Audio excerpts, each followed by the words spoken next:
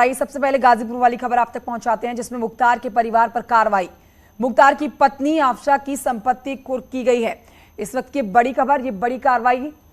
मुख्तार की पत्नी आफशा के संपत्ति को कुर्क किया गया है। करोड़ों की ये संपत्ति है, लगभग 2.25 करोड़ की ये संपत्ति है जिसे कुर्क किया गया है। गैंगस्टर एक्ट के तहत प्रशासन की ये कार्रवाई है, जिसमें प्रशासन की तरफ से लगभग 2.25 करोड़ रुपए की संपत्ति को मुनादी के बाद कुर्क कर दिया गया। तो अब मुख्तार के परिवार की मुसीबतें बढ़ी हुई हैं।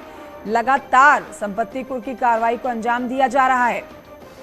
मुख्तार की पत्नी की ये 2.25 करोड़ की संपत्ति जिसे कुर्क कर दिया गया है। गोला बाजार, फुल्लनपुर, रजदेपुर में ये कार्रवाई की गई है।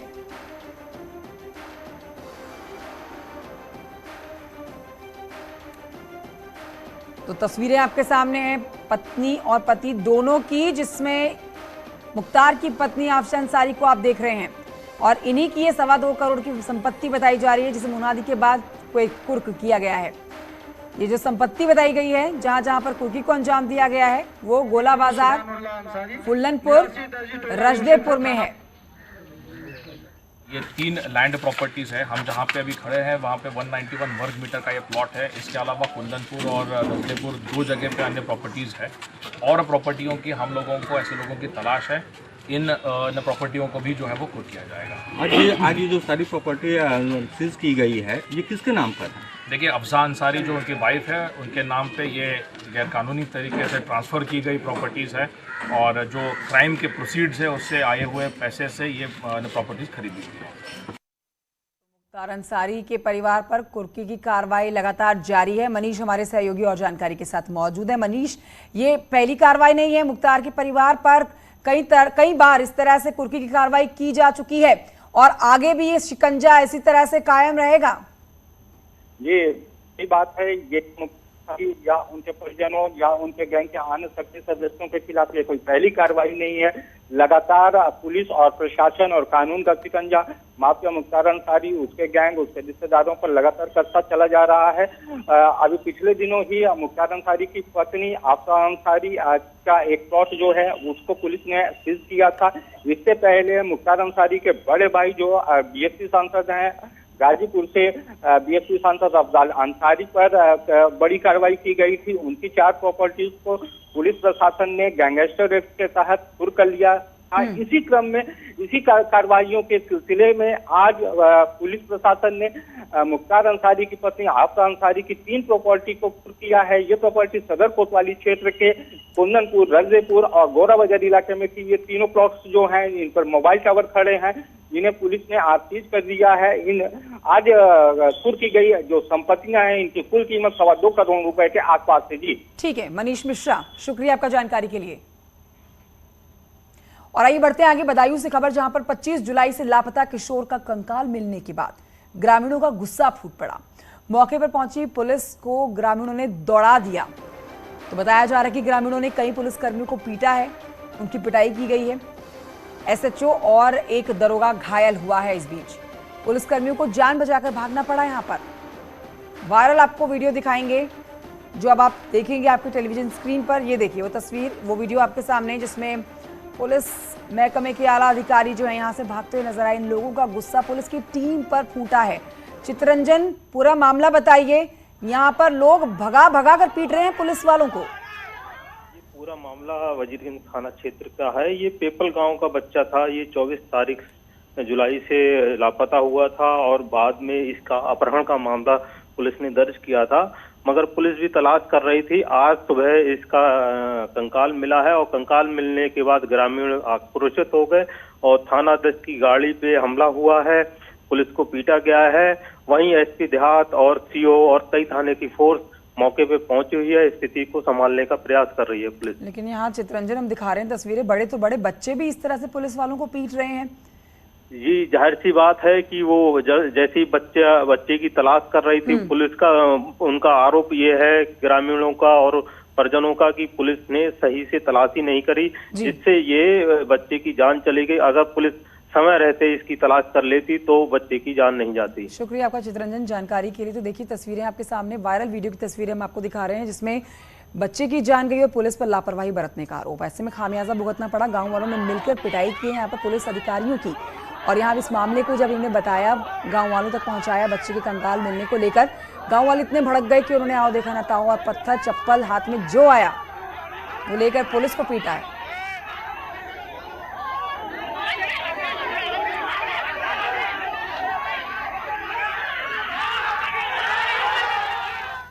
बदायूं के बाद अगली खबर मेरठ से, जहां पर थाने में फरियादी को लात मारने का वीडियो वायरल हो रहा है।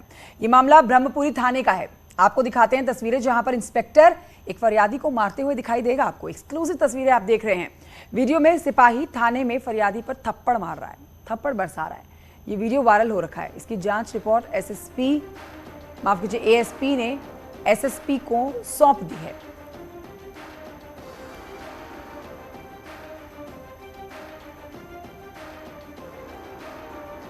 तो ये तस्वीरें भी आप वायरल तस्वीरें देख रहे हैं, एक्सक्लूसिव तस्वीरें आप देख रहे हैं, जहां पर मेरठ में ये मामला ब्रह्मपुरी थाने इलाके का है। बताया जा रहा है कि थाने में फरियादियों की पिटाई की गई है और ये पिटाई थाने के अधिकारियों के द्वारा ही आम लोगों की गई है। मऊ से खबर, जहां पर घोसी सीट से बीएसपी सांसद अतुल राय को रेप केस में एक बड़ी राहत मिली। इस केस में उन्हें वाराणसी की एमपी एमएलए कोर्ट ने बरी कर दिया है। फिलहाल अतुल राय नैनी जेल में बंद हैं और अतुल राय जेल से बाहर अभी नहीं आएंगे, क्योंकि उनके खिलाफ इसी केस से जुड़ा हुआ एक और मुकदमा लखनऊ में दर्ज है। रेप पीड़िता और उसके दोस्त ने आत्महत्या कर ली थी। अतुल राय पर दोनों को धमकाने का आरोप, आत्महत्या के लिए उकसाने का आरोप। अतुल राय के वकील ने एक बार फिर से मुख्तार अंसारी पर अतुल राय को फंसाने का आरोप लगाया। न्यायालय ने ये पाया, जैसा कि हम इसके पहले भी प्रेस कॉन्फ्रेंस में कहे थे, कि मुख्तार अंसारी गैंग के सक्रिय सदस्य अंगद राय के द्वारा षड्यंत्र करके अतुल राय के खिलाफ फर्जी 376 का मुकदमा दर्ज कराया गया था। आज वो सिद्ध हो गया। न्यायालय ने ये पाया कि पीड़िता का जो साक्ष्य है वो न्यायालय में मान्य योग्य नहीं है। आज MP MLA court justice Siyaram Chaurasia साहब की कोर्ट से ये फैसला आया है, जिसमें सांसद घोसी को गुरदोष के आधार पर उनके खिलाफ साक्ष्य न पाते हुए, साक्ष्य की विश्वसनीयता को न पाते हुए उनको गुरदोष के आधार पर बरी कर दिया गया है। जल्द ही अब सांसद जी के जेल से बाहर आने का रास्ता खुल गया है। एक इसी पीड़िता के द्वारा एक और मुकदमा लखनऊ में दर्ज कराया गया है। उसमें 120B के तहत उनको जो है जानबूझ के आरोपित बनाया गया है, जबकि वो जेल में थे जिस समय की घटना है। इसलिए उस मुकदमे के निस्तारण के उपरांत जेल से बाहर आने का सांसद जी का रास्ता साफ हो जाएगा। बरी हुए, मैं यही कह रहा हूँ कि हमारे केस में सरकार कहीं से दोषी नहीं है, लेकिन सरकार से मेरा ये अनुरोध है कि जिन लोगों ने इसमें षड्यंत्र किया है उनके खिलाफ आप सख्त एक्शन लेकर उनको सजा दिलाएं। मेरा यही अनुरोध है कि जिन लोगों ने इसमें षड्यंत्र किया है उनको किसी भी तरह सजा दिलाने का काम करें। द्विवेदी वाराणसी से इस समय इस खबर पर लाइव हमारे साथ मौजूद हैं। उपेंद्र की तरफ रुख करना चाहेंगे। उपेंद्र, ये बड़ी राहत तो बताई जाएगी बीएसपी सांसद अतुल राय के लिए, जो कि रेप केस में उनको ये बड़ी राहत मिल गई है। वाराणसी की एमपी एमएलए कोर्ट ने उनको बरी कर दिया है, लेकिन जेल में बंद है, नैनी जेल में बंद है और आगे भी कई मामले हैं जिन पर अभी नतीजे आने बाकी हैं।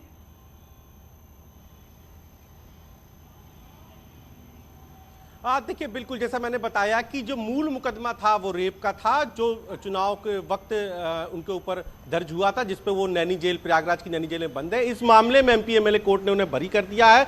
अब 120B यानी आपराधिक षड्यंत्र रचने का, जो युवती जिसने रेप का आरोप लगाया था, जिसने सुप्रीम कोर्ट दिल्ली के बाहर आत्मदाह कर लिया था अपने दोस्त के साथ, उसी ने एक लखनऊ में 120B आपराधिक षड्यंत्र रचने का मुकदमा भी दर्ज कराया था।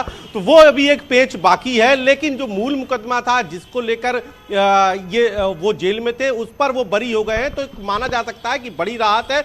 और जो कानून के जानकार हैं वो भी ये बता रहे हैं कि जल्द ही ये पेज भी उनके वकील सुलझा लेंगे, यानी कि अब जेल से बाहर आने का अतुल राय का रास्ता कुछ क्लियर होता नजर आ रहा है, कुछ साफ होता नजर आ रहा है। अब ये 120B यानी आपराधिक षड्यंत्र रचने का जो एक मुकदमा है वो सिर्फ बाकी रह गया है। इस मुकदमे के साथ केवल ये कानून का फैसला ही नहीं जुड़ा है, इसको आप पूर्वांचल की सियासत से भी जोड़कर देखिए क्योंकि सांसद अतुल राय के परिवार वालों ने पहले ही आरोप लगाया था कि पूरा जो मुकदमा, पूरा षड्यंत्र था वो मुख्तार अंसारी के खास आदमी अंगद राय ने रचा था। मुख्तार अंसारी के इशारे पर, जो उस वक्त सोनभद्र जेल में बंद था, और उसकी ऑडियो और वीडियो रिकॉर्डिंग के साक्ष्य भी कोर्ट को दिए गए थे। तो ऐसे में ये आप समझिए कि अगर सांसद अतुल राय बाहर आते हैं तो अब 2 दिन पहले ब्रजेश सिंह का जमानत पर रिहा होना, और अगर सांसद अतुल राय भी बाहर आ गए तो मुख्तार के सीधे सीधे अदावत के 2 बड़े चेहरे बाहर होंगे, जबकि मुख्तार अभी भी बांदा जेल में बंद है। तो यानी कि आने वाला जो चुनाव है, क्योंकि वो खुद घोसी से सांसद है, तो आने वाला जो चुनाव है 2024 का, इसको लेकर एक बड़ा जो सियासी उलटफेर है वो पूर्वांचल में देखने को मिल सकता है। फिलहाल अभी जो आपराधिक षड्यंत्र रचने का जो मुकदमा है वो उसका पेच अभी बाकी है, और उनके वकीलों का दावा है, सांसद अतुल राय के वकीलों का दावा है, यानी कि बड़ा फेरबदल तो हमें यहाँ पर सियासी महकमे में देखने को मिलेगा। लेकिन पार्टी के अंदर भी उत्साह बन गया होगा, पार्टी को अपने लिए अब राजनीतिक जो बेस है वो मजबूत करने का मौका मिल गया 2024 के लिए, क्योंकि बीएसपी के कद्दावर सांसद हैं अतुल राय, जिनका अब जेल से बाहर आने का जो अब लगता है, अब बाहर आने का जो उनका चांस है वो बढ़ गया है। देखिए बीएसपी के भले ही अतुल राय सांसद हों, लेकिन जो 2 साल बाकी है चुनाव को लेकर, उसको लेकर अभी बड़ा उलटफेर हो सकता है। ऐसी संभावना, ऐसी चर्चा पूर्वांचल के सियासी गलियारों में सुनाई दे रही है। लेकिन मुख्तार अंसारी, यानी कि जो गाजीपुर मऊ मुख्तार अंसारी के प्रभाव वाला क्षेत्र है, वहीं से सटे हुए मऊ की घोसी सीट से अतुल राय का बाहर आना, एक टाइम पर अतुल राय कभी मुख्तार अंसारी के बड़े करीबी थे, लेकिन बाद में जब खुद अतुल राय के परिवार वालों का कहना है कि जब उन्होंने अलग राह चुनी और चुनाव लड़ने जा रहे थे तो मुख्तार अंसारी घोसी सीट से अपने बेटे को चुनाव लड़ाना चाहते थे, इसीलिए षड्यंत्र किया गया और उसी के साक्ष्य उन्होंने अदालत में दिए, और आज अतुल राय के खिलाफ साक्ष्य के अभाव में उनको बरी कर दिया गया है। तो ये तो साफ तौर पे समझा जा सकता है कि कल सियासत में क्या उलटफेर हो, कौन किसके खेमे में चले जाए, कौन किसकी पार्टी में हो, ये तो कयासों का भी बात है। लेकिन ये तो साफ है कि मुख्तार अंसारी के अदावत वाले पूर्वांचल के 2 चेहरे, सबसे बड़ा चेहरा ब्रजेश सिंह, जो 2 दिन पहले जमानत पर वाराणसी की सेंट्रल जेल से रिहा होकर अपने घर पहुंच गए हैं, तो अब अतुल राय के भी रिहा होने के रास्ते साफ होता दिख रहा है। हालांकि अभी हम चूंकि एक पेच बाकी है, तो ऐसे में अदालत का ही फैसला होगा, अभी इस पर कुछ नहीं कहा सकता है। लेकिन जो उनके वकील हैं, जो कानून के जानकार हैं, वो उनका ये कहना है कि मूल जो मुकदमा था उस पे बरी हो जाने से जो आपराधिक षड्यंत्र का मुकदमा है वो भी खत्म हो जाएगा, क्योंकि उनका दावा है कि जिस वक्त ये मुकदमा लिखवाया गया था उस वक्त अतुल राय नैनी जेल में बंद थे, तो ऐसे में 120B का बहुत मामला नहीं बनता है। इसके लिए उन्होंने कुछ साक्ष्य भी इकट्ठे किए, कुछ दलील, जो आने वाले वक्त में वो कोर्ट में रखेंगे। कानून की में अदालत में जो सुनवाई चलेगी उस पर क्या होता है ये भविष्य बताएगा। लेकिन फिलहाल ये इस हफ्ते जो 2 बड़ी वाराणसी से सियासी जो अपडेट हुई है, उसने पूर्वांचल का सियासी तापमान भी 2024 से पहले का बढ़ा दिया है, क्योंकि ब्रजेश सिंह का बाहर आना और अब अतुल राय का रास्ता थोड़े थोड़े साफ होना जेल से बाहर आने का, इस बात का इशारा करता है कि आने वाला जो चुनाव है 2000 कि राजनीति में फायदा इसका किसको मिलता है ये देखना दिलचस्प है। लेकिन यहाँ अतुल राय का जेल से बाहर आना लगभग तय माना जा रहा है। शुक्रिया आपको उपेंद्र जानकारी के लिए। और आइए अमरोहा की खबर आप तक पहुंचा देते हैं, जिसमें एक खेत में विशाल काय अजगर निकलने से आसपास के लोगों में हड़कंप मच गया। ये मामला घरोना इलाके के बाजितपुर गांव का है, जहां खेत में अचानक से अजगर आते देख लोगों में दहशत फैल गई। खबर है कि अजगर ने एक गीदड़ को अपना निवाला बनाया है।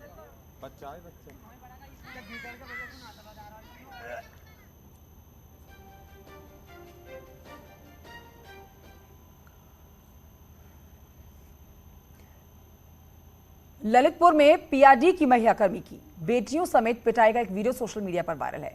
मोहल्ले के दबंग शराब में नशे में धुत होकर महिला कर्मी और उसकी बेटियों के साथ बदतमीजी करते थे। थाने में शिकायत करने के बाद भी पुलिस ने आरोपियों के खिलाफ कोई कार्रवाई नहीं की। महिला कर्मी की 3 बेटियों ने एसपी ऑफिस जाकर मदद की गुहार लगाई।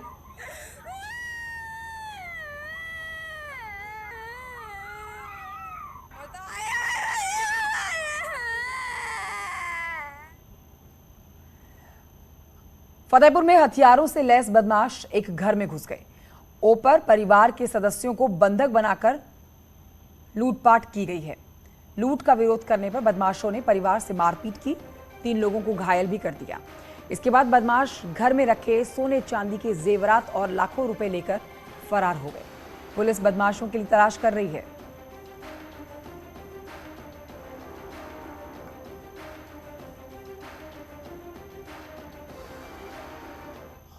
एक दिनेश सैनी नामक व्यक्ति हैं, उनके घर में घुसे थे। दिनेश सैनी मूलतः चांदपुर थाना क्षेत्र के निवासी हैं, जो यहाँ पर अपना मकान बनवा करके रह रहे थे। एक किराएदार भी इन्होंने अपने घर के बाहर की तरफ पढ़ने वाले कमरे में रख दिया था।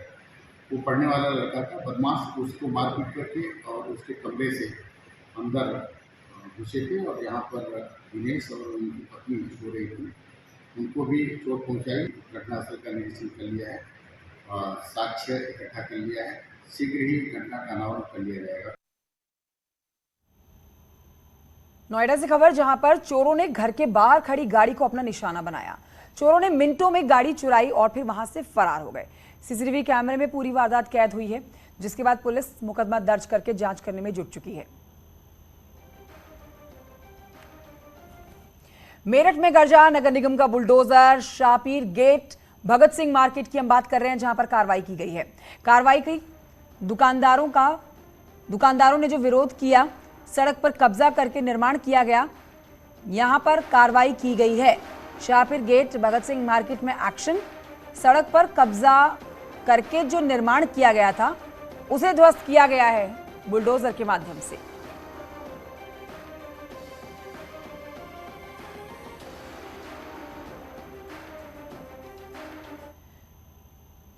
तो वहीं बिजनौर में एक बड़ा हादसा हुआ, बड़ा सड़क हादसा हुआ है बिजनौर में। सड़क पर दौड़ रहे बेकाबू 3 ट्रक आपस में भिड़ गए। इनमें एक ट्रक सड़क किनारे खाई में जा गिरा। 2 ट्रक ड्राइवर जो हैं वो घायल हुए हैं। दोनों को निजी अस्पताल में भर्ती करवा दिया गया है। बिजनौर के जलालपुर छोइया का मामला।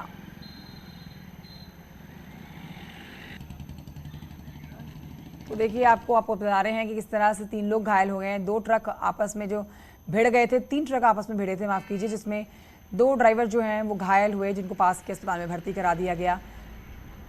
बिजनौर में इस सड़क का बड़ा हादसा हुआ। बढ़ते हैं आगे, बड़ी खबर आ रही है भदोही जिले से। बड़ी खबर है, जहां पर नेशनल हाईवे 19 पर 3 वाहनों में जोरदार टक्कर हुई है। दरअसल एक कंटेनर का पहिया पंचर हो गया था, जिसकी वजह से कंटेनर हाईवे पर खड़ा था और उसी दौरान प्रयागराज की तरफ जा रहे एक ट्रेलर ने खड़े हुए कंटेनर में जोरदार टक्कर मार दी। टक्कर कितनी भयावह रही, आप इन तस्वीरों में देख सकते हैं। इस पूरे हादसे में खड़े हुए कंटेनर के चालक की तो दर्दनाक मौत हो गई है। बनारस की ओर जा रहे थे, एक कंटेनर यहाँ उसका बता रहे गांव वाले कि उसका टायर और पंचर था और वो अपना टायर और लगता है बांध रहा था। हम लोग उधर से आ रहे थे, देखे तो सामने से टेलर आया और उसमें लड़ा दिया, मतलब उसमें सामने से मार दिया और वो टेलर कम से कम 100-200 मीटर तक बाइक आया लड़े पर, वो टेलर और कंटेनर दोनों। और हम लोग को गाड़ी आके खड़ी हो गई। जब हमारे सामने आए तो हमारी गाड़ी दाहिने मार दी